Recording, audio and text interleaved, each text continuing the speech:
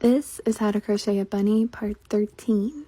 We are on row 16, and for this row we are going to decrease every single stitch, and we're going to go from 12 stitches to 6 stitches.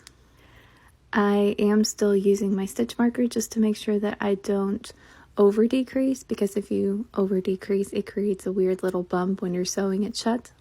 Plus, this way, by having 6 stitches at the end, we'll have 6 stitches at the beginning and 6 stitches at the end, and it just evens out.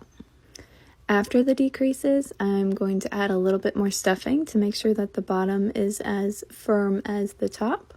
And as long as you make sure that all the way around the inside is even, if you leave a little bit of a gap in the very center, it'll actually help your bunny sit up straight without having to lean onto anything.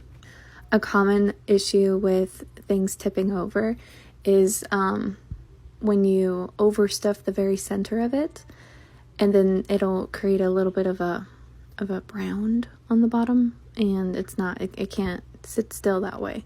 But if you leave it a little bit empty, just a little bit, and leave the outside of it firm, then it'll stand up straight, kind of like an upside down cereal bowl, if that makes sense.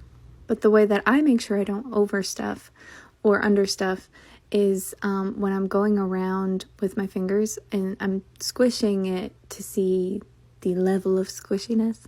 So if it's more squishy on one side than the other, then I'll add a little bit more stuffing or move it around. And if it's firm and equally firm all the way around, then I'll call it a day. But the key is really just to add a tiny bit at a time, because it's easy to add stuffing. Once you start taking away stuffing and moving it around, it gets a little bit more lumpy. But I will see you in part 14.